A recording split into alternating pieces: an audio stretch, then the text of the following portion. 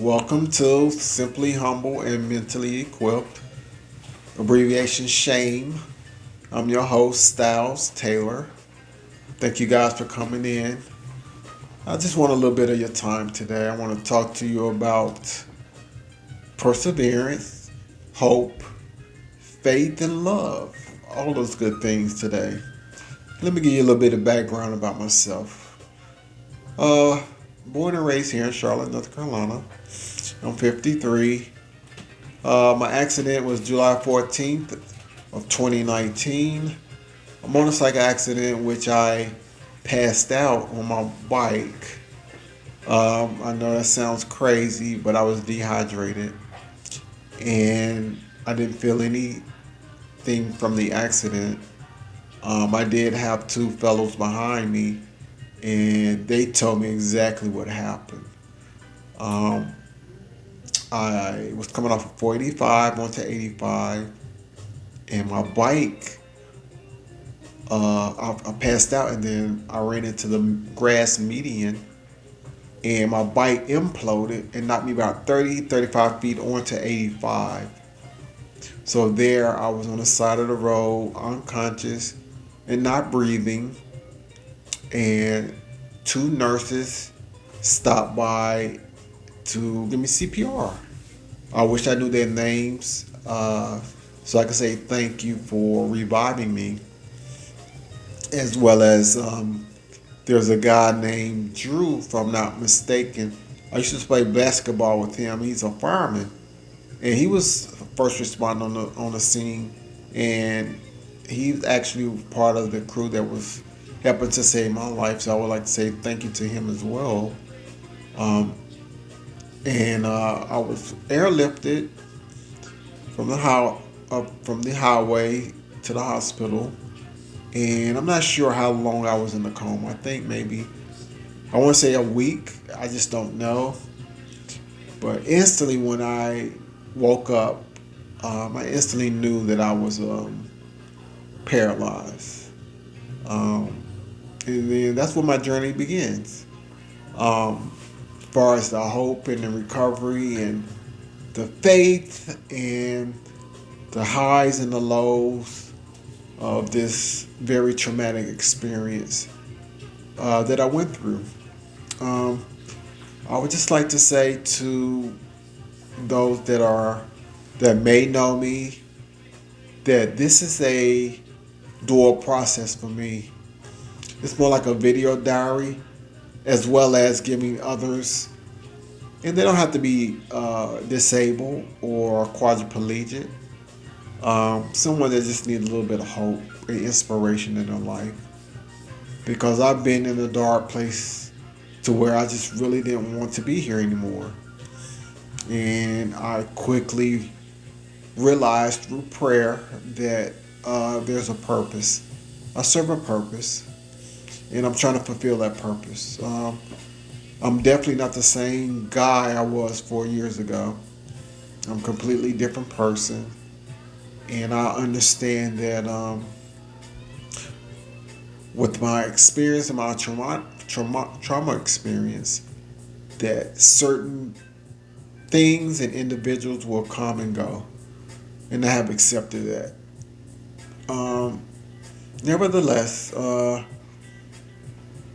Charlotte, North Carolina is where I was born. I attended Myers Park High School, class of '88, and go Mustangs. And I attended North Carolina Central for 2 years, and then I attended Gaston College, where I received my degree in emergency medical science, and I was a paramedic for 3 years. So medicine is something that I love to do, and it has helped me with the experience of being a quadriplegic. So I want to talk to you guys about briefly talk to you guys about what it means to be disabled slash quadriplegic. Because before my accident, of course, I seen met and talked to people that were disabled, but it was on a shallow type conversation. Meaning what? Meaning that I didn't get into their daily activities. And I'm here to tell you that it is a lot for a person to care for you, but it's a lot for a person in my situation living like this on a day-to-day basis. I was on a anxiety medication, and I weaned myself off of that because I didn't want anything to make me foggy or incoherent, if you will. I wanted my mind to be sharp as it was before my accident. So currently, I'm not on any medications. I take things as needed, but I don't take any medication that I have to take on a daily basis. And that was just one of my goals because I know that one day I will walk again for recovery, and I don't want to add on to the situation where I'm in now. I don't want to have medical issues. So I'm happy to say that at this point in time, I have no medical issues whatsoever. My issue is physical, which is nerve damage to my upper spine. C2 to C7 is inflammation. Before we get into all that, though, I would like to just say to those that are going through whatever they're going through that find something or someone that you can talk to. Um, find something that you look forward to doing every day to take your mind off or whatever it is you're going through. I know a few people that are uh, have that deadly disease called cancer, and they're going through their steps with that. And I pray for them, and I just hope that this will give them some type of inspiration because everybody's journey is different. And what I've learned through my process is that, um, of course, I give all thanks to the medical professionals that helped me during the early stages of my injury. But with that being said, you have to have faith. You have to dig deep down in your soul, in your spirit, and understand that there's a individual, spirit individual that supersedes the doctors. And once you tap into that, then you start to feel and see that everything will be okay. So I don't wallow in pity. I don't wallow in shame. I don't wallow in self doubt. Um, I dream since day one. I still dream of walking, playing basketball, or whatever activities I was doing before. I never dreamed of me being in my wheelchair ever. So I hope that just give you a little bit of inspiration for those that are going through, you know, a medical or a traumatic experience in your life. And for the caregivers, I just want to say to you guys, thank you for what you do, whether it's family, friends, or people that you pay to come to take care of you. I would just like to say thank you. It's no easy task taking care of someone that is completely dependent on you. Not only you being there, but emotionally you're there for them to listen to. And it's no easy task. I know that. I know that from experience that it's not. And I just like to say thank you. Um, Continue to do what you do, and remember that the person that you're taking care of, they may not tell you everything, but when they start talking to you, be quick to listen and not to speak, because that's part of the therapy. is when they're able to verbally get out what they're feeling. That's therapy. I know it is for me. And once I get it out there, then these individuals or the family can really try to put themselves in my shoes and understand that this is very, very, very hard. It's nothing easy about it. But God doesn't give us anything that we can't handle. And I know my strength is very strong. I'm a strong individual, and you are too. Trust and believe that. You just have to believe that you're strong and pray about it. Pray, pray, pray. So thank you, caregivers and families and friends, for looking out for the ones that need your help, because it's very important. Second thing is this. You may not know, but the once you become disabled, especially a paraplegic or a quadriplegic, certain states have different programs that you can be involved. And one thing that I'm going through right now is that I don't receive enough hours for the traumatic experience that I went through. So let me explain what I'm saying. So I'm a quadriplegic, meaning what? Meaning I can't move my arms or legs. I'm completely dependent on someone to feed, bathe, and clothe me every day. However, I only receive 21 hours of uh, ADLs, is what they call it. And I'm fighting to get more hours. So I say all that to say this. It's like when you're taking care of someone, life don't stop because you're injured or you're quad. Life continues. I still have bills. I still have children that I have to look out for and care for, mentor, love. Nothing stops. And it's very important because we can get depressed. We can get in a pitiful state of mind, but you got to fight through that because you're still here. Um, Part of my journey was when I was in the hospital.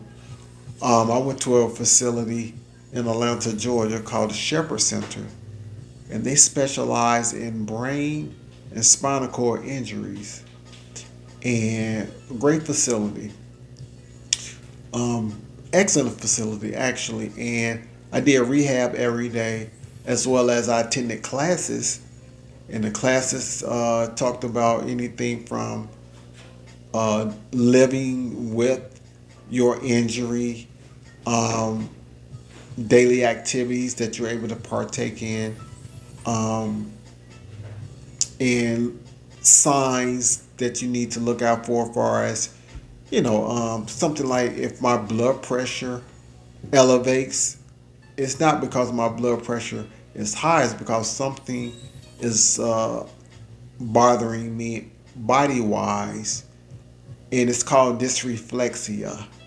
And so they taught me all of that. So when I came home and my blood pressure shot up 210 over 117, I knew it was something that was wrong. So I went to the ER, and lo and behold, I had a UTI.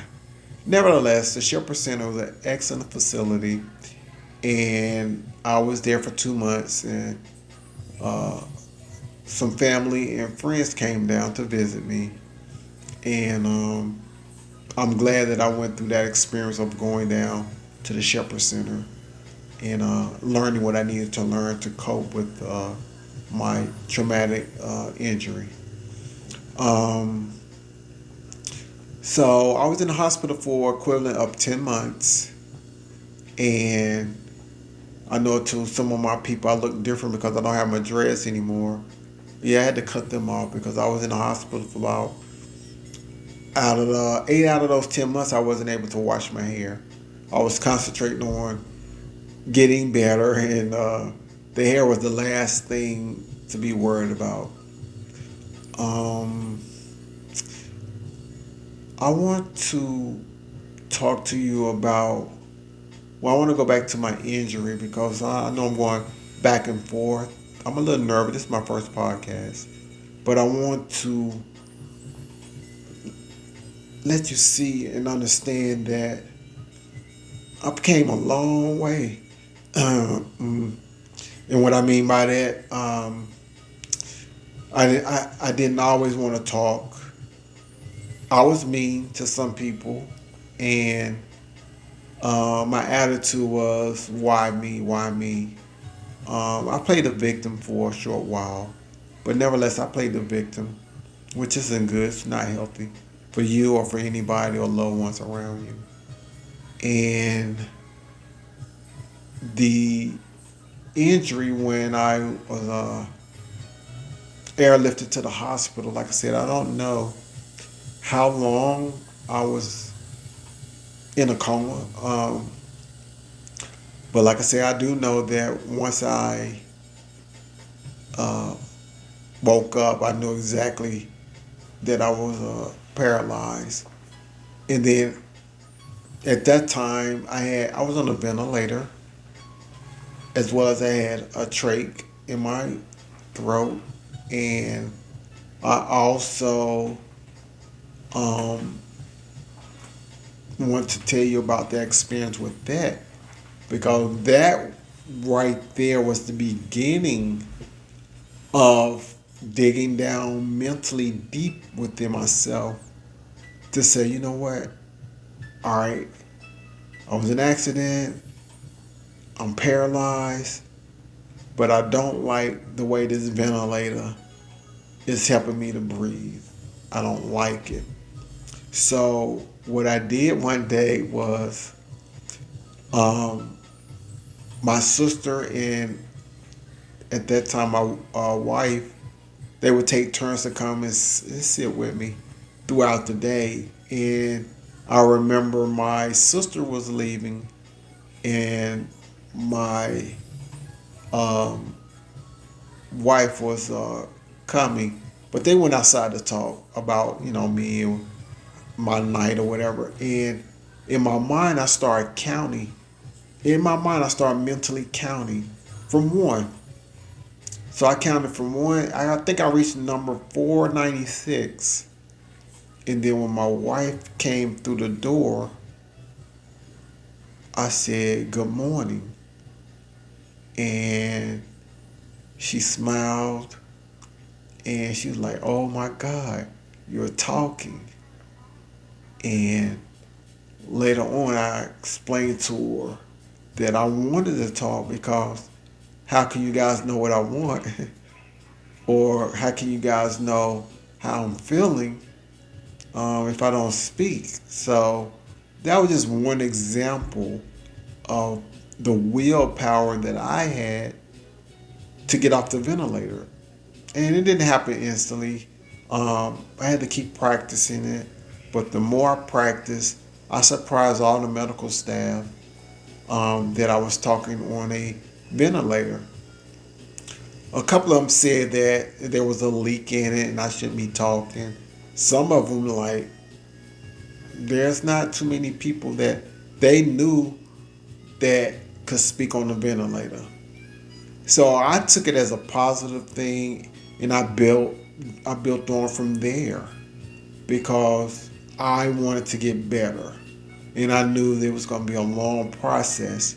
So me being able to speak was the beginning of that process. And then the second part of that process was me getting off the ventilator. I didn't like it.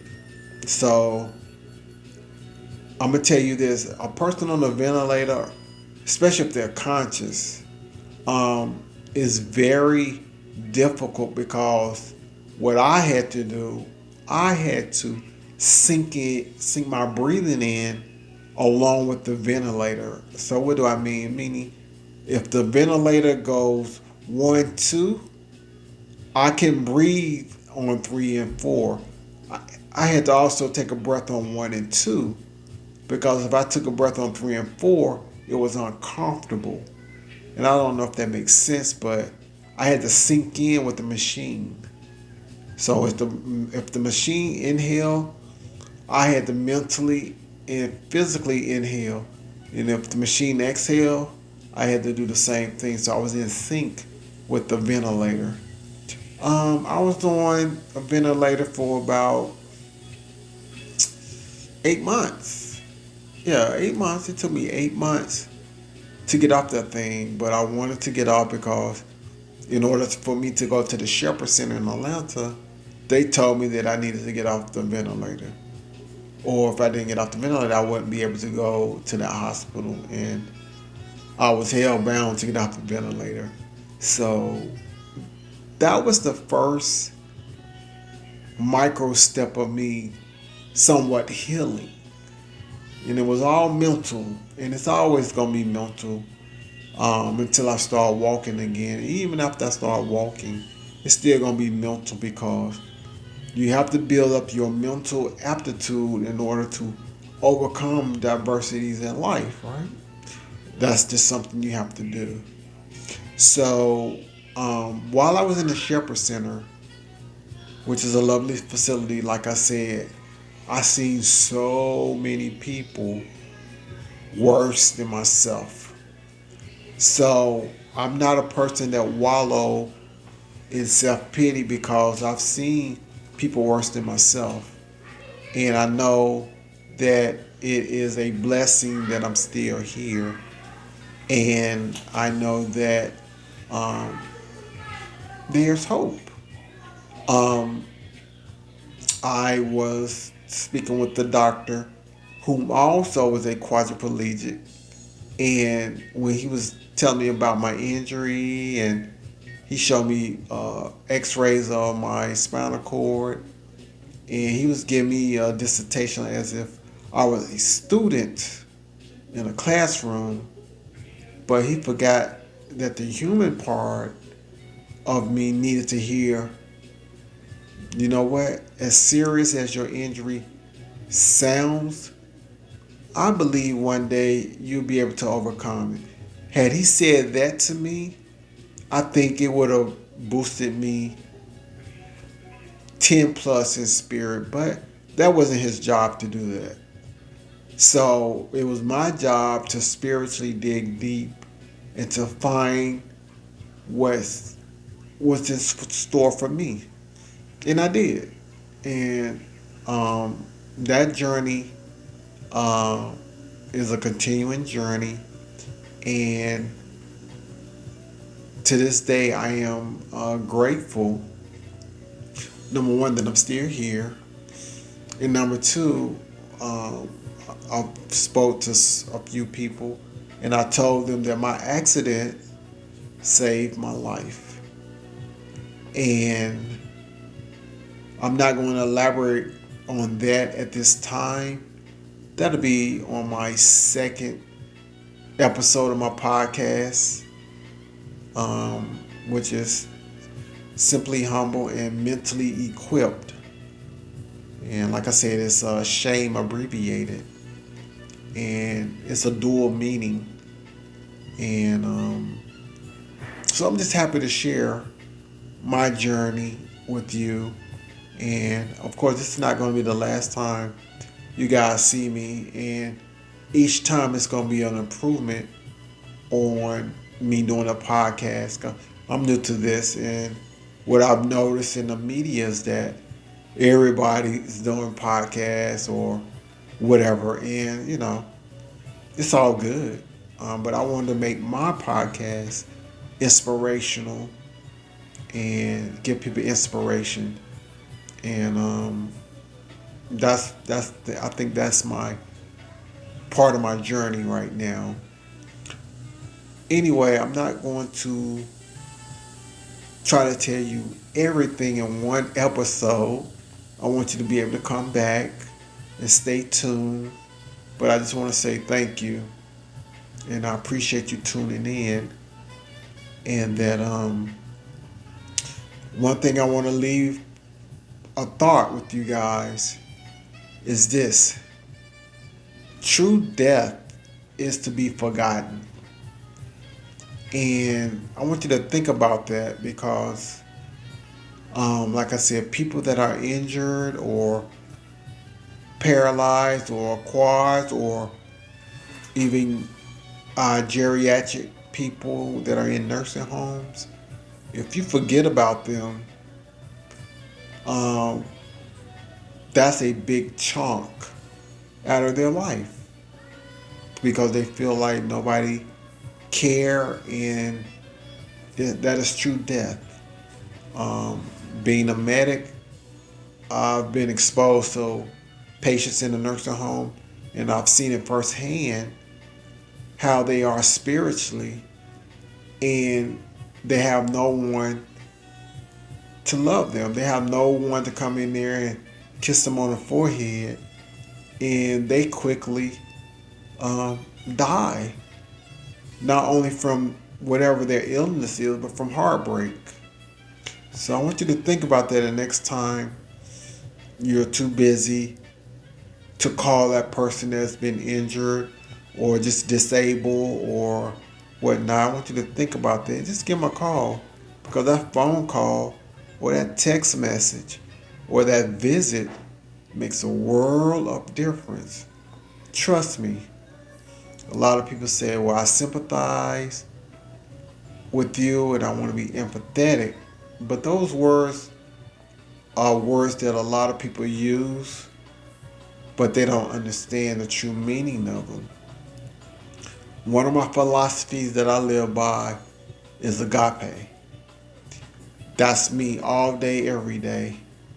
And if you don't know what agape is, look it up.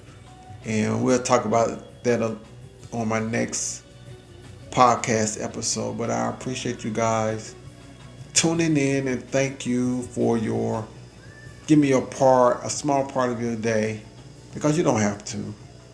I really appreciate that. And until then, thank you. I am Styles.